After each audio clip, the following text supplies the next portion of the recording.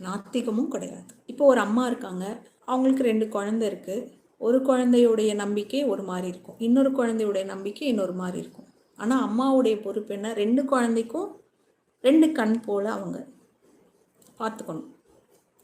ஒரு குழந்தைக்கு நான் சப்போர்ட் பண்ணுவேன், ஒரு குழந்தைய நான் ஹர்ட் பண்ணுவேன் அப்படின்றது அந்த தாய்மைக்கான அடையாளம் கிடையாது. ஸோ இதில் மக்கள், இளைஞர்கள் சும்மா நம்மளோட பிரச்சனை பற்றி மட்டுமே பேசிட்டு நம்மளை பற்றி மட்டுமே யோசிக்காமல் கொஞ்சம் ஃபஸ்ட்டு எது பகுத்தறிவுன்ற ஞானம் வரணும். அடுத்தது இருந்துட்டு போட்டுமே, அவன் நம்புகிறான், இருந்துட்டு போட்டும் ஒருத்தர் நம்பாமல் போகிறான், போட்டும். அவன் குடும்பத்தை அவன் காப்பாற்றுறானா, இவன் குடும்பத்தை இவன் காப்பாற்றுறானா, இவனால் சமுதாயத்துக்கு எந்த அழிவும் இல்லை, அவனாலேயும் சமுதாயத்துக்கு எந்த ஒரு அழிவும் இல்லை, இருந்துட்டு போட்டுமே, அதனால் நமக்கு என்ன, நம்ம வந்தது இதுக்கா? ஸோ இந்த ஒரு அவேர்னஸ் வேணும். ஒரு 1000 பேர் சேர்ந்து ஒரு விஷயத்த சொல்கிறனால அது உண்மை ஆகாது. இன்றைக்கி கடவுள் இல்லைன்னு சொல்கிறவங்க கடவுள் இருக்காரா இல்லையான்னு தெரிந்து கொள்வதற்காக எந்த முயற்சியும் பண்ணாதவங்க. ஒரு ஆணுக்கு பிரசவ வலி இல்லாததுனால ஒரு பெண்ணினுடைய பிரசவ வலியை விமர்சிப்பதற்கு அவனுக்கு உரிமை கிடையாது. அதே போல தான் கடவுள் விஷயமும். அது இருக்கா இல்லையான்றத அனுபவத்தில் பார்க்குறதுக்கு ஒரு நொடி கூட என் வாழ்க்கையில் நான் செலவழிக்காத போது அந்த பேரறிவு, அந்த பேருண்மை எதுக்கு கொடுக்கணும்? நான் இருக்கேன், அந்த அகந்தையே அதுக்கு இல்லையே, நான் வேற நீ வேற இல்லைன்ற பேரறிவாக அது இருக்குது. அப்போ இவங்களுக்கு அது உணர்த்த வேண்டிய அவசியம் இல்லை. பட் இதுக்கான எந்த ஒரு முயற்சியும் இல்லாமல் இதை பொய்ன்னு சொல்கிறதும், இதை விமர்சிப்பதும், இதை இல்லைன்னு சொல்வதும் பகுத்தறிவும் ஆகாது, நாத்திகமும் ஆகாது. இந்த ஒரு கவனம் இளைஞர்களுக்கு இருக்கணும். மொழியினால் பிரிக்கிறது, மதத்தினால் பிரிக்கிறது, ஜாதியின் அடிப்படையில் பிரிக்கிறது, பிரிவுன்னு ஒன்று வந்துட்டாலே அது சூழ்ச்சி. பிரிவினால் நன்மை அடைந்தவங்க யார் இருக்காங்க சொல்லுங்கள்? ஒற்றுமையினால் நன்மை அடைந்தது தான் வரலாறு. பிரிவினால் நன்மை அடைய முடியும்னு சொன்னாங்கன்னா அது முழுக்க முழுக்க ஒரு பெரிய சூழ்ச்சி. அதில் நாம் அகப்படக்கூடாது. ஏன்னா ஒரு நாடு நல்லா இருந்தால் அந்த நாட்டுக்குள்ளே இருக்கிற என் வீடும், அந்த வீட்டுக்குள்ளே இருக்கிற நானும் நல்லா அமைதியாக இருக்க முடியும். இப்படி பிரிவினை ஏற்படுத்துகிறவங்களுக்குடைய ஆதாயம் என்ன? அதை சிந்திக்கணும் இளைஞர்கள்.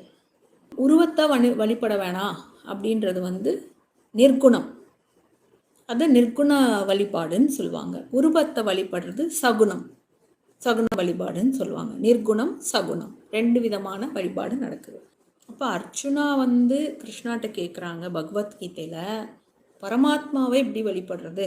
கிருஷ்ணாவோட பதில் என்ன சொல்கிறாருன்னா, அர்ஜுனா என்னை உருவத்தில் வழிபடாத, அப்புறம் அந்த ஒரு உருவத்துக்கு மட்டும்தான் மதிப்பு கொடுக்குறக்கு உன் மைண்டு பழகிடும். நிர்குணமா, அறிவா, எப்போதும் வற்றாத அறிவா இருப்பா என்னை வழிபட வழிபட உன் கண்டப்படுற எல்லாத்துலேயும் நானே தெரிவேன். மரமா, செடியா, கொடியா, பூச்சியா, புழுவா, எல்லாமே நான் தான் வெளிப்பட்டிருக்கேன்ற ஞானம் உனக்கு வரும் அப்படின்னு சொல்கிறாங்க. அப்போ இந்த சகுன வழிபாடு, உருவ வழிபாடு அப்படின்றத பற்றி என்ன வருது அப்படின்னா, இப்போ ஒரு கட்டாத ஒரு மாடு விட்டுட்டோன்னா அது கண்ட இடத்துல போயிடும், தொலைஞ்சிடும். அதே ஒரு கம்பு நட்டு அதில் அதை கட்டிட்டோன்னா அதை சுற்றி அது வரும். இப்போ இந்த உருவ வழிபாடுன்னு வரும்போது என்ன ஆகுதுன்னா, ஒரு சக்தி இயக்குது, மொத்த எக்ஸிஸையும் ஒரு சக்தி இயக்குது. அப்போ இயக்கம்னு வரும்போது அது ஃபார்முக்குள்ளே வருது. அப்போ ஆணாகவோ அல்லது பெண்ணாகவோ ஒரு ஃபார்முக்குள்ளே வச்சு அதில் மனதை கட்டுறாங்க. அதில் மனதை கட்டி இந்த சக்தியால் இந்த உலகம் இயங்கிக்கிட்டு இருக்கு அப்படின்னு அந்த ஒரு சின்ன விஷயத்தில் மனதை கட்டுறாங்க. எப்போ அவங்களுடைய மனம் அந்த உருவத்தில் ஒன்று என்ன ஆகும்னா, அந்த உருவம் அவங்களுடைய கனவுல ஒரு உருவம் எடுத்து அடுத்து அவங்கள ஞானத்தை நோக்கி நகர்த்த ஆரம்பிக்கும். எதை ஒன்று அவங்க உருவமாக உயர்ந்ததாக முன்னாடி கண்ணு முன்னாடி வழிபட்டாங்களோ அதே உருவத்தை அவங்களுக்குள்ளே இருக்கிற அந்த அறிவு, ஆத்மா கனவுல எடுத்துக்கும். கனவுல யானை வந்தால் நம்புவோம், பூனை வந்தால் நம்புவோம். ஏன், நம்ம முன்னாடி வழிபட்ட ஒரு உருவம் வந்தால் நம்ம நம்ப மாட்டோமா? நம்மளை பொறுத்த வரைக்கும் அது நமக்கு உண்மை, நம்ம நம்புவோம். அப்போ அந்த உருவம் எடுத்து சரியான வழிகாட்டுதலை ஆத்மாவே கொடுக்கும். அதுக்கு உதாரணமாக ராமகிருஷ்ண பரமஹம்சர் இருக்காங்க. சகுனத்துக்கு ஞானத்தை நோக்கி நகர்த்துறதுக்கு ராமகிருஷ்ண பரமஹம்சர் இருக்காங்க. அவர்கிட்ட கேட்குறாங்க, கடவுளுக்கு உருவம் இருக்கா இல்லையா? உனக்கு என்ன ஃபார்மில் வேணுமோ அந்த ஃபார்மில் நீ வழிபடு. இந்த வாழ்க்கையோடைய அர்த்தம் என்ன? இந்த வாழ்க்கையோட அர்த்தம் என்ன? ஒரு ஆடு கேட்டோன்னா நல்லா புல் சாப்பிட்ணும், நுனி புல்லாக சாப்பிட்ணும் சொல்லும். ஒரு கோழிக்கிட்ட கேட்டிங்கன்னா புழுவெல்லாம் தேடி தேடி தேடி தேடி சாப்பிட்ணும், அதுதான் வாழ்க்கையோட அர்த்தம்னு சொல்லும். ஒரு எருமைக்கிட்ட கேட்டோன்னா நல்ல ஈரமாக இருக்கிற கெட்டியான சேத்துக்குள்ளே போய் நின்றுக்கணும், அதுதான் அர்த்தம்னு சொல்லும்.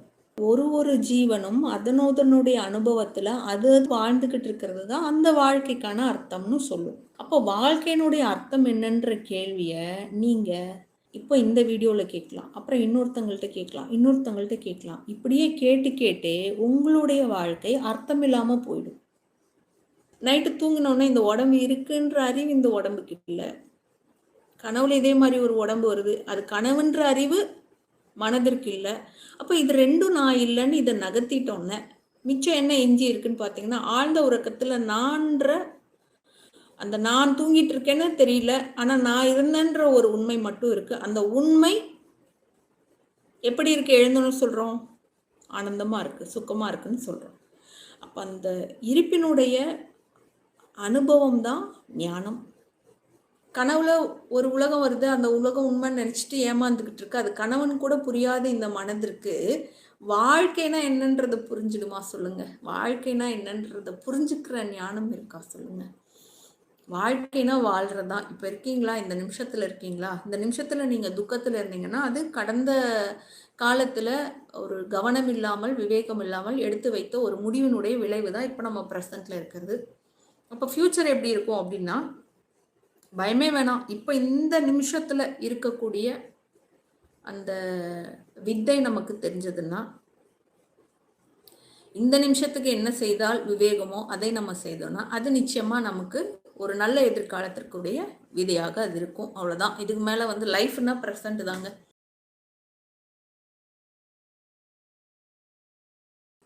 இந்த லா ஆஃப் அட்ராக்ஷன் தயவு செஞ்சுங்க, தயவு செஞ்சு புரிஞ்சுக்கோங்க. இந்த லா ஆஃப் அட்ராக்ஷனு இந்த மாதிரி வீடியோஸ் எல்லாம் பார்க்குறதெல்லாம் தயவு செஞ்சு முதல்ல நிறுத்துங்க. அது ரொம்ப நல்லது. என்ன ஒரு ஆசை, அந்த ஆசை எனக்கு நிறைவேறதுக்காக நான் அதையே நினச்சிட்டு இருப்பேன். கட்டாயமாக அந்த ஆசை நிறைவேறும், அதில் எந்த சந்தேகமும் இல்லை. ஆனால் இந்த உடம்புல இருக்கும்போதா இல்லை இந்த உடம்புல அந்த ஆசை நிறைவேறக்கூடாதுன்னு ஆயிடுச்சுன்னா இன்னொரு பிறவி எடுக்கிறதுக்கு அது ஒரு விதையாக ஆகிடும். எனக்கு ரொம்ப நாளாக யூஎஸ் போகணுன்னு ஆசை, ஆனால் என்கிட்ட பாஸ்போர்ட் கூட இல்லை. கனவுல யூஎஸ் போய் சுற்றி பார்த்துட்டு வந்துடுவீங்க. இன்னொரு புது உலகத்தையே உங்களுடைய இருப்பு அதுக்கான சந்தர்ப்பம் இல்லாத போது உங்களுக்கு ஒரு பிளாட்ஃபார்ம் கிரியேட் பண்ணி அங்கே சுத்த விட்டுடும். ஆனால் அது மாயை தானே, அது பொய் தானே. ஆசை எப்போவுமே பொய்யை நோக்கி தானே நம்மளை நகர்த்திட்டு இருக்கு. இங்கே பாருங்க, அதை பின்பற்றி எனக்கு எதுவுமே நடக்கவில்லை, நடக்கவே நடக்காது. லா ஆஃப் அட்ராக்ஷனால் நடந்ததுன்னு யாராவது வந்து சொன்னாங்கன்னா அவங்க லா ஆஃப் அட்ராக்ஷனை நம்பாமல் இருந்தால் கூட அவங்க வாழ்க்கையில் அது நடந்திருக்கும், அதில் எந்த சந்தேகமும் இல்லை. வீணா டைம் வேஸ்ட் பண்ணக்கூடாது. Law of attraction is good for our soul growth. Soul எல்லாம் க்ரோத் ஆகிறதுக்கு அது ஒன்றும் சின்னதாக இல்லை, அது அது அது அது முழுமையாக இருக்குது, பூரணமாக இருக்குது. அதில் இந்த லா ஆஃப் அட்ராக்ஷன்ற ஐடியா வந்து ஒரு சின்ன கரும்புள்ளி, அந்த ஒரு பெரிய ஒரு அற்புதத்தை திரை போல மறைக்கிற ஒரு மாயை இந்த லா ஆஃப் அட்ராக்ஷன்றது. அதில் மனதை விட்டு ஏமாற வேண்டாம்.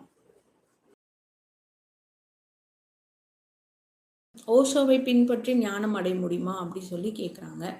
ஓஷோவனுடைய புத்தகங்கள் ஆரம்பத்தில் நம்ம வாசித்தோம். நம்மளுடைய ஆரம்பத்தில் உள்ள வீடியோக்களில் பேசியிருக்கிற விஷயங்கள் எல்லாமே ஓஷோவனுடைய விழிப்புணர்வுன்ற ஒரு புத்தகத்தில் இருக்கிற 2 பக்கம், அந்த 2 பக்கம் தான் நான் பேசிகிட்டு இருந்தோம். அதுக்கப்புறம் ஓஷோ ரொம்ப பிரமிப்பாக வியந்து ஒருத்தரை பற்றி பேசினாங்க, ரமண மகரிஷி பற்றி, அவருடைய நான் யாருன்ற ஆத்ம விசாரம் பற்றி. அப்போ ஓஷோ பார்த்து பிரமித்த ஒருத்தர் இருக்காரா, அதுவும் தமிழ்நாட்டில் நம்ம ஊரில் வந்து நான் யாருன்னா என்னன்னு அந்த புத்தகத்தை புரட்ட ஆரம்பித்த 4 பக்கம் அது நம்மளை சுத்தமாக புரட்டி போட்டுடுச்சுன்னு சொல்லலாம். வேறு எதுவுமே வந்து வாழ்க்கையில் புகழ் போதும்னு தோண வைக்காது, பணம் போதும்னு தோண வைக்காது, செயல் போதும்னு தோண வைக்காது. எது செய்யணும்னு நமக்கு முன்னாடி வருதோ நம்ம கடமையை நம்ம செய்வோம், எதையும் நம்ம நிறுத்த வேண்டாம். ஆனால் வரதை கட்டாயமாக செய்வோம். ஆனால் நாமளாக போய் எந்த ஒரு ப்ரமோஷனோ இல்லை எந்த ஒரு விளம்பரமோ தேட வேணாம் அப்படின்னு ஒரு நிறைவை, முழுமையை ஒரு பூரணத்துவத்தை, ஒரு திருப்தியை, ஒரு விஷயம் கொடுத்தது அப்படின்னா அது இந்த நான் யார் அப்படின்ற ஆத்ம விசாரம் தான். என்ன பண்ணுவோம் நம்ம நான் யார் பண்ணுறனால என்ன ஆகுது அப்படின்னா, முதல்ல புலன் வழியில் இன்பத்தை தேடி ஓடுறது இன்பம் இல்லை, ஒரு பெரிய தலைவலின்னு நமக்கு தெரிய ஆரம்பிச்சிடும். நம்மளுடைய மொத்த மனோ வலிமையும் இந்த புலன் வழியில் ஓடக்கூடிய இன்பங்களில் நம்ம இழந்துடுறோம் அப்படின்றது முதல்ல நம்ம அந்த ஒரு விழிப்புணர்வு நமக்குள்ளே வந்துடுது. நான் யார் எபிசோடு பார்த்துட்டு அதோட எக்ஸ்பீரியன்ஸை ஷேர் பண்ணுறதுக்காக இந்த வீடியோ. அந்த டைம் வந்து கோவிட்டில் நிறைய பேர் இறந்துட்டு இருந்த டைமு. எனக்கு தெரிஞ்ச ஒருத்தர் வந்துட்டு ரொம்ப க்ளோஸ் ஃப்ரெண்டு. அவர் வந்து பார்த்திங்கன்னா திடீர்னு கார்டியாக் அரெஸ்ட்டில் இறந்துட்டார். ரொம்ப ஹெல்த்தியானவர், ஜிம்முக்கெலாம் போய் நல்லா இருந்தவர் திடீர்னு இறந்துட்டார். அது வந்துட்டு என்ன அஃபெக்ட் பண்ண ஆரம்பிச்சிருச்சு. ஏன் திடீர்னு அப்படி இறந்தார், எனக்கு அந்த பயம் தொத்திக்கிச்சு. நானும் இறந்துருவணும் அப்படிங்கிற ஒரு பயம்லாம் வர ஆரம்பிச்சிருச்சு. ஏதோ யூடியூப்பில் சர்ச் பண்ணிகிட்டு இருக்கப்போ இந்த நான் யார் வீடியோ அந்த வந்தது ரேக்கா மேடமோடது. ஸோ அது ஃபஸ்ட்டு பார்க்க ஆரம்பித்தேன். அதுக்கப்புறம் அதை ஜஸ்ட்டு ரிப்பீட்டாக கேட்க ஆரம்பித்தேன். ஏன்னா அது வீடியோஸில் நிறையா இன்ஃபர்மேஷன்ஸ் இருந்தனால அது ஒரு டைம் கேட்டுட்டு உடனே புரிஞ்சிக்க முடியாது. ஸோ அதை வந்துட்டு ரிப்பீட்டடாக கேட்டு அது என்ன சொல்ல வராங்க அப்படின்னு கேட்டு புரியுதுன்னா அது வந்துட்டு எனக்கு ஒரு லைஃப் சேவராக யூஸ் ஆச்சு. அதாவது கரெக்டான டைமில் அது எனக்கு கிடச்சிது. ஸோ அதை வச்சுட்டு சரின்னு அப்புறம் அந்த வீடியோ பார்த்துட்டு அதுக்கப்புறம் ஒரு 2-3 வீடியோஸ் ஆகிறப்போ அவங்க எப்படி பண்ணணும்னு சொல்லிட்டாங்க. நான் யார் ஆத்ம விசாரம் எப்படி பண்ணணுங்கிறத சொல்லிட்டாங்க. ஸ்லோவாக ஸ்டார்ட் பண்ணால் ஃபஸ்ட்டு ஒரு 2 மினிட்ஸ் ஸ்டார்ட் பண்ணுவோம். ஏன்னா நம்மளுக்கு இந்த மாதிரி மெடிடேஷனு இந்த இதில் இல்லாமல் எனக்கு எந்த எக்ஸ்பீரியன்ஸும் இல்லை. நான் இது வரைக்கும் அந்த மாதிரி உட்காந்ததும் இல்லை. ஓகே கொஞ்சம் நேரம் கேட்டு பார்த்தேன், தாட்ஸ் நிறைய வந்துகிட்டே இருக்கும். சரி அதுக்கப்புறம் வந்துட்டு ஜஸ்ட்டு ஏதாவது ஒரு நம்மளுக்கு ஒரு சப்போஸ் ஒரு பேட் ஹேபிட் இருக்குன்னு வச்சுக்கோங்களேன், ஒரு சிகரெட் குடிக்கிறது, ஒரு ட்ரிங்க்ஸ் பண்ணுறது, அந்த பழக்கத்துக்கு அந்த இதுக்கு போகிறதுக்கு முன்னாடி ஜஸ்ட்டு இது கேட்டு பார்ப்போம் அப்படின்னு கேட்டு பார்த்தோன்னா அதுவும் போயிடுச்சு. ஸோ அது வந்துட்டு இதுக்கு முன்னாடிலாம் ட்ரை பண்ணிகிட்டு இருந்தோம், ஸ்டாப் பண்ணணும், இதெல்லாம் பண்ணக்கூடாது அப்படின்னு. நான் யாருங்கிறது ஒரு மேஜிக் வேர்டு மாதிரி என்னை பொறுத்தளவுக்கு. அது வந்துட்டு கேட்டேன்னா என்னோடய மனசு வந்துட்டு அதை பற்றி நினைக்காம அது போயிடுது. அந்த தாட் வந்துட்டு ஈஸியாக கடந்து போயிடுது. திருப்பி என்னோடது வந்துட்டு நார்மலாகிடுறேன் நான். அதுக்கப்புறம் ஏதாவது திருப்பியும் இந்த மாதிரி ஏதாவது வர்றப்போ நான் யார் கேட்டேன். ஏதாவது ஒரு பேட் ஹேபிட் இருந்ததுன்னா அந்த தாட்டே உங்களுக்குள்ளேயே வராது. அது வந்துட்டு அங்கேயே ஸ்டாப் ஆகிடும். அங்கேயே ஸ்டாப் ஆகிறப்போ உங்களுக்கு வந்துட்டு நீங்கள் வந்துட்டு ரொம்ப சந்தோஷப்படுவீங்க. ஏன்னா இதெல்லாம் வந்துட்டு நம்ம வந்துட்டு ரொம்ப கஷ்டம், இதெல்லாம் பண்ணுறது கஷ்டம், இது இந்த ஹேபிட்ஸ்லேருந்து வெளியே வர்றது கஷ்டம், அப்படி இப்படின்னு நம்ம வந்துட்டு ரொம்ப இதில் இருக்கும். இது வந்துட்டு ஈஸியாக இந்த மாதிரி நடக்குது. அது நடக்கிறப்போ பார்த்திங்கன்னா உங்களுக்கு பெனிஃபிட்ஸ் கிடைக்க ஆரம்பிக்கிறப்போ உடனே உங்களுக்கு வந்துட்டு என்ன ஆகும்னா இது மேலே ரொம்ப இன்ட்ரெஸ்ட் ஆகிரும். அதுக்கப்புறம் 5 மினிட்ஸ் உட்கார்றது, 10 மினிட்ஸு, 15 மினிட்ஸ் அப்படியே கொஞ்சம் கொஞ்சமாக இன்க்ரீஸ் ஆகிடுச்சு. அதுக்கப்புறம் ஒரு நாளில் பார்த்திங்கன்னா ஒரு 2 ஹவர்ஸ் டைம் கிடைக்கிறப்பெல்லாம் ஒரு 15 மினிட்ஸு, ½ அன் ஹவர் அந்த மாதிரி உட்காந்து ஒரு நாளைக்கு 2 ஹவர்ஸ் கிட்ட உட்கார மாதிரி எனக்கு டைம் கிடச்சிது அந்த டைமில், ஒர்க் ஃப்ரம் ஹோம்ங்கிறனால. ஸோ அந்த டைமில் எல்லாம் அதை யூட்டிலைஸ் பண்ணி அதை உட்காந்தனால அதுக்கப்புறம் பார்த்திங்கன்னா எனக்கு யூடியூப் அடிக்ஷன். நான் யூடியூப் நிறைய பார்த்துட்டே இருப்பேன் வீடியோஸ். எனக்கு ஆஃபீஸ் டைம் கூட அது யூடியூப்ஸ் பார்த்துட்டே இருப்பேன். அதெல்லாம் கூட கம்மியாயிடுச்சு, அப்படியே கம்மியாக ஆரம்பிச்சிருச்சு. மரண பயம் வந்துட்டு அப்படியே அது கொஞ்சம் கொஞ்சமாக கம்மியாகி சுத்தமாக அந்த இதே இல்லை, அந்த தாட்டே இல்லை. இப்போது இந்த தாட்டுங்கிறது வந்துட்டு உங்களுக்கு அப்படியே வரும். நீங்கள் அதை கவனிக்கிறவங்களாக இருந்தீங்கன்னா அந்த தாட் உங்கள்கிட்ட கொஞ்ச நேரம் இருக்காது, அது அப்படியே போயிடும். இது எனக்கு ஒரு எக்ஸாம்பிள் கூட இப்போ கேட்டேன், அது ரொம்ப இன்ட்ரெஸ்ட்டாக இருந்துச்சு. நீங்கள் ரயில்வே ஸ்டேஷனில் இருக்கீங்க, எங்கேயும் போக வேண்டியதில்லை, ட்ரெயின் வருது, தாட்ஸ் வருது, நீங்கள் அதில் ஏறாமல் இருக்கணும். அந்த ட்ரெயினில் ஏறாமல் ஜஸ்ட்டு அந்த ட்ரெயின் வருது, நிற்கிது, போயிடுது. நீங்கள் ஏறிட்டிங்கன்னா அது வேறு எங்கேயாவது உங்களை கூட்டிகிட்டு போய் விட்டுரும். அது ஏறாமல் ஜஸ்ட்டு விட்னஸ் மட்டும் பண்ணிவிட்டு கவனிக்கிறவங்களாக இருந்தீங்கன்னா அப்படியே போயிடும். நீங்கள் அது கூட ரியாக்ட் பண்ணிட்டீங்கன்னா நீங்கள் அது கூட அப்படியே ட்ராவல் பண்ண ஆரம்பிச்சிருவீங்க. அது எங்கெங்கே கூட்டிகிட்டு போதோ அதுக்கு எல்லாத்துக்கும் போவீங்க. அது போய் வேறு ஸ்டேஷனில் நிறுத்தும், வேறு ஒரு தாட்டில், அந்த தாட்டிலேருந்து வேறு ஒரு தாட்டு, இப்படியே அது நம்மளை அலக்கடித்து நம்மளை டயர்ட் பண்ணி யாருக்குமே தாட்ஸ் வராமல் இருக்காது. தாட்ஸ் கண்டிப்பாக எல்லாத்துக்கும் வந்துகிட்டே இருக்கும். அது வர்றது கவனிக்க ஆரம்பிச்சோன்னா அது போக ஆரம்பிச்சிடும். அது வரும் போகும். அது கூட நீங்கள் ரியாக்ட் பண்ணாதனால அதுக்கப்புறம் அதோட அளவும் கம்மியாயிரும், அது வர்ற அளவும் கம்மியாயிரும், தாட்ஸ் வர்ற அளவும் கம்மியாயிரும். நீங்கள் உங்கள்கிட்டயே இருப்பீங்க, நீங்கள் உங்கள் இருப்புலேயே இருப்பீங்க. அந்த மாதிரி ஒரு நல்ல இதாக இருக்கும். யாரும் வந்துட்டு இதில் டிஸ்கரேஜ் ஆகவே வேண்டியதில்லை. ஏன்னா எல்லாருமே இதில் தப்பு பண்ணி இதில் கற்றுக்க முடியும். அதாவது சைக்கிள் ஓட்டுறவங்க எப்படி வந்துட்டு ஃபஸ்ட்டு தியரட்டிக்கலாக படிச்சுட்டு போய் உடனே சைக்கிள் எடுத்தோன்னே ஓட்ட முடியாது. அதே மாதிரி தான் நான்யாரும் சைக்கிள் எடுத்தோன்னே ஓட்ட முடியாது. அப்படி இப்படி ஆடும். அதுக்கப்புறம் அப்படியே கொஞ்சம் கொஞ்சமாக ஸ்டடி பண்ணி அப்புறம் ஒரு ஸ்டேஜில் பார்த்தீங்கன்னா அது நீங்கள் பாட்டிக்கு ஓட்ட ஆரம்பிச்சிடலாம். ஸோ அதே பிரின்சிபல் தான் இதுலேயும். நீங்கள் ட்ரை பண்ணணும், அவ்வளோதான். கிடைக்கிற டைமெல்லாம் யூஸ் பண்ணணும். சாப்பிட்றப்போ தூங்குறப்போ எனக்கெல்லாம் சில டைமில் தூங்குறப்போ கூட இந்த தாட்டி ஏன் வருது அப்படிங்கிறது அந்த டைம்லேயும் கூட கேட்குற அளவுக்கு இதாகிடும். உங்கள் கனவே வந்துட்டு தேவையில்லாத கனவுகள் ஃபஸ்ட்டு வந்துட்டுருக்கும். அதுக்கப்புறம் அந்த கனவுகளே வராது. இத்தனை வருஷமாக இத்தனை காலங்களாக நம்ம வந்துட்டு நம்ம தாட்டு தான் நம்ம அப்படின்னு சொல்லி வாழ்ந்துட்டோம். நம்ம உடம்பு தான் நம்மன்னு சொல்லி வாழ்ந்துட்டோம். அதுலேருந்து உடனே பிரிஞ்சு இதாகிறதுங்கிறது ரொம்ப கஷ்டம். ஆனால் வந்துட்டு பகவான் ரமண மகரிஷி அவரோட அருளால் நம்மளுக்கு கண்டிப்பாக அது பண்ண முடியும். ரொம்ப நன்றி, ரொம்ப நன்றி.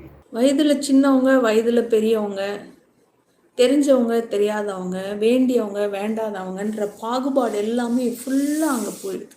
எல்லாமே அந்த உடம்பை தாண்டி, அந்த மனதை தாண்டி அது யாருன்னு பார்த்தா எல்லாமே சத் சித் ஆனந்தம்ன்ற ஆத்மஸ்வரூபம் தான். அப்படின்ற அந்த அந்த பிரம்ம திருஷ்டி எல்லாத்துலேயுமே இறைவன் தான் இருக்காரு. எல்லாமே அவர் தான், எல்லாமே அதுதான், எல்லாமே ஒன்று தான் அப்படின்றது அனுபவத்தில் பார்க்க முடியுது.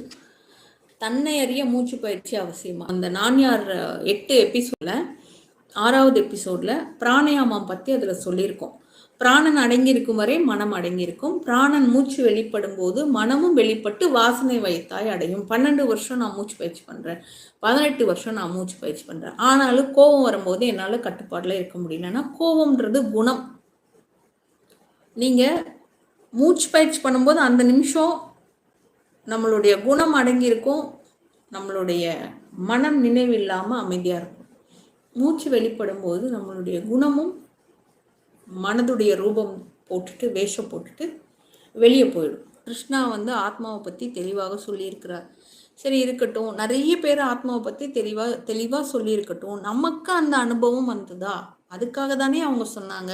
அவங்க சொன்ன வார்த்தையெல்லாம் வீணாக போகலாமா? அவங்க காட்டின வழிகாட்டுதலெல்லாம் வீணாகி போகலாமா? அப்போ அனுபவத்தில் அது என்னன்றது கொண்டு வரணும் இல்லையா? அது அப்போ தானே அந்த உபதேசங்கள் கேட்டதனுடைய பயன் நம்ம முழுமையடைந்ததாக ஆகும். சொல்லுங்கள். விட்னஸ் ஸ்டேட்டில் இருந்து அப்சர்வராக இருக்கும்போது விட்னஸ் ஸ்டேட்டில் இருக்க முடியும், இல்லைன்னா அப்சர்வராக இருக்க முடியும். ரெண்டில் ஒன்றா இருக்க முடியும். அப்சர்வரை விட்னஸ் பண்ணும்போது, விட்னஸ் அதிகமாகும்போது அப்சர்வர் மறைஞ்சிடுவான்.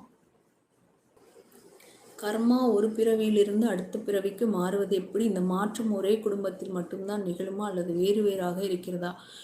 தயவு செஞ்சு நிறைய யூடியூப் வீடியோ பார்க்குறதோ இல்லை கர்மா பற்றி நிறைய படிக்கிறதோ இது எல்லாமே பயத்தை தான் உருவாக்குமே தவிர உங்களுக்கு அபயம் கொடுக்க வாய்ப்பில்லை.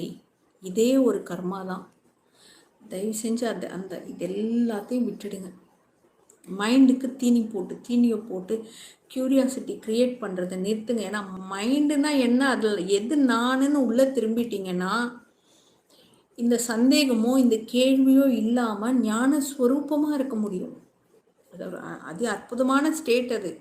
அந்த ஸ்டேட்டுக்கு என்ன முயற்சி பண்ணணுமோ அதை பண்ணுங்க.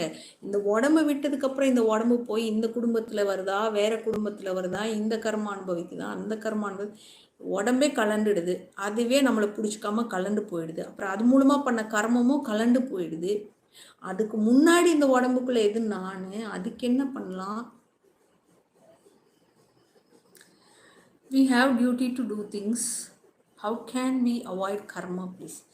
இந்த யூடியூப்பில் நிறைய வீடியோ கர்மத்தில் ஒரே இதில் கர்மங்கள் எல்லாம் இருந்து விடுபடுற வழி என்ன, அவங்க யூடியூப் வீடியோ போடுறதே ஒரு கர்மா தான். அந்த கர்மாலேருந்து முதல்ல அவங்க விடுபட்டுட்டாங்களா? இப்படி நிறைய பேரை குழப்பி விடுறது அதை விட பெரிய கர்மா. அதுலேருந்து விடுபட்டாச்சு. அதுலேருந்தே விடுபட முடியாது. அவங்க எப்படி நமக்கு கர்மாவை பற்றி கிளியராக சொல்ல முடியும்? சொல்லுங்கள். தான் யாருன்னு உணர்ந்துட்டவங்க எந்த செயல் செய்தாலும் ஒன்றும் இல்லை, செயல் செய்யாமல் இருந்தாலும் அவங்களுக்கு ஒரு நஷ்டம் கிடையாது.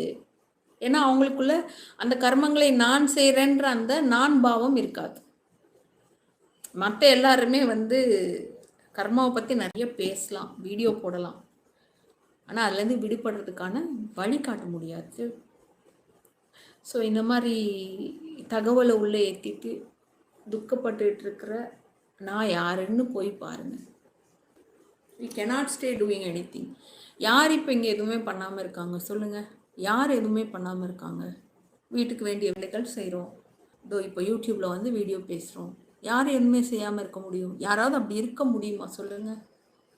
எல்லாம் நான் பண்ணுறேன்ற அகந்தை இல்லாமல் இருக்கிறது தான் பெரிய சேலஞ்ச். செயல் இல்லாமல் இருக்கிறது சேலஞ்ச் கிடையாது. செயல் இல்லாமல் யாராலும் இருக்கவே முடியாது. இங்கே கண்ணை மூடி நான் எதுவுமே செய்யலை, கண் மூடி உட்காந்து கனவுல ஒரு உலகத்தை உருவாக்கிக்கிட்டு மைண்டு அங்கே ஏதாவது ஒன்று செஞ்சுக்கிட்டு இருக்க போது நான் செய்கிறேன்னு அங்கே சொல்ல முடியுமா? சொல்லுங்கள். செயல் இல்லாமல் இருக்கவே இருக்காது. நான் செய்கிறேன்ற அகந்தி இல்லாமல் செய்ய முடியுதா? அதுதான் பெரிய சேலஞ்ச். ரேவதி என்ன சொல்லியிருக்கீங்க? ஆழ்ந்த தூக்கத்தில் விட இருக்கும் என்று தெரியவில்லை. இல்லை, நமக்கு வந்து செல்ஃப் என்கொயரி பண்ணுறவங்களுக்கு வந்து முழிச்சிருக்கும் போது கூட உடல் இருக்குது அப்படின்ற உடல் நானன்ற உணர்வு இருக்காது. மற்றபடி அவங்களுடைய டியூட்டி எல்லாமே பர்ஃபெக்டாக நடந்துட்டுருக்கும். மெடிடேஷனில் உட்கார முடியல. நம்ம 8வது பார்ட்டில் சொல்லியிருப்போம், போய் பாருங்கள். இந்த விஷயம் பற்றி பேசியிருக்கோம். Difference between psychology and spirituality. சைக்காலஜியில் வந்து என்னென்னா இந்த மாதிரிலாம் நிறைய கேள்வி வரும். ஸ்பிரிச்சுவாலிட்டியில் என்னென்னா நிறைய தெளிவு வரும். கேள்வியை விட தெளிவு அதிகமாகும். சரியான பாதையில் சரியான சாதனா செய்துக்கிட்டு இருந்தோம்னா ஒரு இடத்துல நம்பிட்டு அதுதான் கரெக்டு, அதுவே முழுமை, அங்கே மாட்டிக்கிறதுக்கான வாய்ப்பு இருக்குது. ஆனால் அந்த இடத்துல நான் எனது அப்படின்ற அகங்கார மமகாரம் நாசமாக இருந்தால்தான் நாம் சரியான பாத்தில் இருக்கோன்னு அர்த்தம், சரியான இடத்துல இருக்கோன்னு அர்த்தம், சரியான சாதனை பண்ணிட்டுருக்கோன்னு அர்த்தம். Alertness versus awareness versus witnessness difference சொல்லுங்கள் மேம். அவேர்னஸ் ஒன்று இருந்தால் போதுங்க, மற்ற ரெண்டுமே இன்பில்ட்டாக அதுலேயே இருக்கும். நினைவு பின்னாடி நம்மளை இழந்துடாமல் இருக்கிறது தான் அவேர்னஸ். விசாரம் எப்படி பண்ணுறது? 8 வீடியோ போட்டிருக்கோங்க. நான் யார் 8 வீடியோ போட்டிருக்கோம். அது இல்லாமல் வந்த லைவ் எல்லாத்துலேயுமே அதை பற்றி தான் பேசியிருக்கோம். ட்ரை பண்ணுங்கள். செயலை நாம் தீர்மானிக்கிறோமா இல்லை செயலால் நாம் தீர்மானிக்கப்படுகிறோமா? இதுக்கு வந்து கனவுல இருந்து ஒரு உதாரணம் சொல்கிறேன். உங்களுக்கு கனவு வருது, கனவுல புலி துரத்துது, நீங்கள் ஓடுறீங்க, அது ஒரு செயல். இந்த செயல் அங்கே கனவு வந்ததும் அந்த கனவுல புலி உங்களை துரத்துற இந்த செயல் நீங்கள் தீர்மானம் பண்ணதா இல்லை அந்த செயலால் தீர்மானிக்கப்பட்டதா? தூக்கத்துலேருந்து எழுந்தோன்னே தெரியும் அது ஒரு பொய், அது ஒரு மாயைன்னு. அதே மாதிரி தான் முழிச்சிட்ருக்கும்போது நமக்கு பார்த்துக்கிட்டு இருக்கிற இந்த எல்லாமே பெரிய கனவு. இது ஒரு கனவு. இந்த உடம்ப நான் இந்த மைண்டு பிடிச்சிட்டு ஆடிக்கிட்டு இருக்கு அப்படின்றது அந்த ஞானம் வரும்போது செயலை நாம் தீர்மானிப்பவராகவும் செயல் நம்மை தீர்மானிப்பதாகவும் இருப்பதற்கு வாய்ப்பு இல்லை. கனவு எவ்வாறு வருகிறது? இதை பற்றி நம்ம நான் யார் 8 பார்ட் வீடியோவில் பேசியிருக்கோம். நீங்கள் இங்கே என்ன கேள்வி கேட்டாலும் அது ஃபுல்லு சாரம் அந்த நான் யாரில் வந்திருக்குங்க. சில நேரங்களில் உடலில் ஒரு இடத்தில் மட்டும் துடிப்பு ஏற்படுகிறது. உதாரணத்துக்கு வலது தொடை, இடது கண். ஆமாங்க, அதெல்லாம் வந்து விட்டமின் டிஃபிஷியன்சினால் வருது. இந்த உடம்புக்கு எது நடந்தாலும் அது ஒரு பெரிய ஆச்சரியமான விஷயமே இல்லை. அல்டிமேட் ஆச்சரியம் இந்த உடம்புக்கு நடக்கும். கடைசியில் டெத்து. கண்ணு திறந்தே இருக்கும், எதையும் பார்க்காது. காது திறந்தே இருக்கேன், எதையும் கேட்க போகிறது இல்லை. தூங்கிட்டோன்னா காது திறந்தே இருக்கும், பக்கத்தில் உட்காந்து என்ன பேசினாலும் உள்ள புரிய போகிறதே இல்லை. இந்த உடம்புக்கு முக்கியத்துவம் எப்போ கொடுக்கணும்? பசிக்கு தான் ஆரோக்கியமான சாப்பாடு போடணும், உடம்பு தூய்மையாக வச்சுக்கணும், பாதுகாப்பான இடத்துல இதை வச்சுக்கணும். அந்த அறிவு நமக்கு இருக்கணும். இந்த உடம்பு சார்ந்தவங்களுக்கும், அதாவது இதனுடைய குழந்தை, இதனுடைய கணவன், இதனுடைய மனைவின்னு இருந்தாங்கன்னா அவங்களும் நம்மளுடைய ஒரு உடம்புல ஒரு பாகம் போல் நம்மள ஒரு பாகம். அவங்களுக்கும் அந்த மாதிரி ஒரு ஆரோக்கியமான சூழல் கொடுக்கணும். அவ்வளோதான் இது கொடுக்க வேண்டிய முக்கியத்துவம்னு நினச்சிட்டு மற்றது உள்ளுக்குள்ளே நான் யார், இந்த உடம்பை நானும் சொல்கிறேன், நான் யாருன்னு பார்த்துக்கணும். அவ்வளோதான். அக்கா, if I don't consume content from my 5 senses after a long time, after a long time, after that what can I do? Study? How can I, what can I do to study my studies? அம்மா, படிக்கிறவங்களுக்கு மனம் ஒன்று இருந்ததுன்னா நான் யார் விசாரம் பண்ணால் அதனுடைய எண்டு என்ன? மனமும் ஹிருதயத்தில் தங்குறது. நீங்கள் படிக்கும்போது உங்களுக்கு டைவர்ட் ஆகுதுன்னா மனம் ஹிருதயத்தில் தங்கி இல்லைன்னு அர்த்தம். இப்போ படிப்புக்கு உங்களுக்கு தேவையானதுக்கு நீங்கள் 5 சென்ஸ் யூஸ் பண்ணிக்கணும், படிக்கணும், அது சம்மந்தமாக பேசணும், அது சம்மந்தமாக கேட்கணும் அப்படின்னா அதுக்கு பண்ணிக்கோங்க, அதுக்கு யூஸ் பண்ணிக்கோங்க. உங்கள் கடமைக்கு என்ன தேவையோ அந்த அளவுக்கு 5 சென்ஸை யூஸ் பண்ணிக்கணும். இது ஒரு அடிப்படை அறிவு. சாப்பிட்ட உடனே விசாரம் பண்ணலாமா? பண்ணுங்கம்மா, பண்ணலாம். சாப்பிட்டுட்டு இருக்கும்போது கூட உள்ளுக்குள்ளே மைண்டு ஓடாமல் விசாரம் பண்ணிக்கலாம். சமைக்கும் போது பண்ணிக்கலாம். Saravanan, I'm not able to do self enquiry wildly life. Okay, தூங்குறதுக்கு முன்னாடி பண்ணுங்கள், தூக்கத்துலேருந்து எழும்போது பண்ணுங்கள், பஸ்ஸுக்கு வெயிட் பண்ணும்போது பண்ணுங்கள். If we able to stay with live consciousness and attention and present, still there is no mind. Is it okay, ரேகாஜி? இந்த கேள்வி, இந்த நினைவு எழாமல் இருந்ததுன்னா that is okay. Money creates a lot of problem. How shall I overcome, sister? Mind தான் problem create பண்ணுது. மைண்டை நானுன்னு நினைக்கிறது தான் ப்ராப்ளத்தோட வேறு. இதெல்லாம் மைண்டு எஸ்கேப் ஆகிறதுக்கான ட்ரிக்ஸ். இதெல்லாம் உண்மையாக ஒரு ஆளே கிடையாது. இருத்தல் மட்டும். அதனுடைய அனுபவத்தை மறுபடியும் அந்த நான் உதிக்குது, வெளியே வந்து சொல்லுது, அப்பா நல்லா தூங்கினேன், அமைதியாக இருக்குது, ஃப்ரெஷ்ஷாக இருக்குது. இதுக்கு மேலே ஒரு சாட்சி வேணுமா சொல்லுங்கள்? இதுக்கு மேலே ஒரு சாட்சி வேணுமா? நானே சாட்சி. எதுக்கு? நான் இல்லாத நிலைக்கு நானே சாட்சி. நான் இல்லாத நிலை எப்படி இருந்தது, அந்த அனுபவத்துக்கும் நானே சாட்சி. தாங்கள் ஈடுபடும் சேவைகளில் தன்னார்வலராக இணைய விரும்புகிறேன். வாய்ப்பு அளித்தால் வருகிறேன். நன்றி. பிரசன்னா. பவுல் பிரிண்டன்ற ஒருத்தர் பகவான்கிட்ட வந்து கேட்குறாங்க, இந்த உலகத்தில் மக்கள் எல்லாம் கஷ்டப்படுறாங்களே, இவங்களுக்கு நான் உதவி பண்ணணும் அப்படின்னு. பகவான் சொன்னார், முதல்ல உங்களுக்கு நீங்கள் உதவி பண்ணி நீங்கள் யாருன்னு தெரிஞ்சிடுங்க. அதுக்கப்புறம் உங்கள் மூலமாக யுகம் கடந்து இந்த மக்களுக்கும் மனித சமுதாயத்துக்கும் நல்லது நடக்கும். அந்த வார்த்தை உண்மை.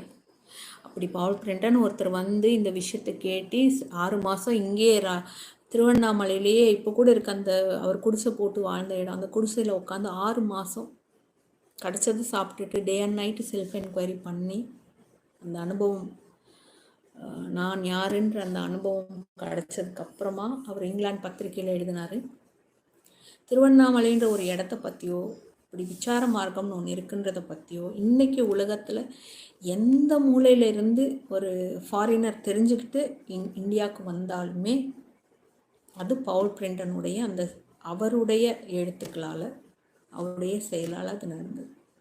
ஸோ தன்னை உணர்வதற்கு ஆர்வம் இருந்தால் நிச்சயமாக நம்ம சொல்ல முடியாது. இன்றைக்கி இப்போ உட்காந்து பேசிகிட்டு இருக்கோம் பாருங்கள், 100 வருஷம் கடந்துடுச்சு அந்த மனிதன் வாழ்ந்துட்டு போய், ஆனால் அவரை பற்றி இப்போ உட்காந்து பேசிகிட்டு இருக்கோம் பாருங்கள். அப்படியான அற்புதங்கள் நடக்கிறதுக்கு வாய்ப்பு இருக்குது. நீ விழிப்புணர்வு அடைந்த அடுத்த கணமே உனக்கு கர்மங்கள் அனைத்தும் மறைந்து விடும் என ஓஷோ சொல்கிறார். ராணியார் விசாரம் வெற்றி பெற்றால் கர்ம கணக்கு முடிந்து விடுமா? ஆம்,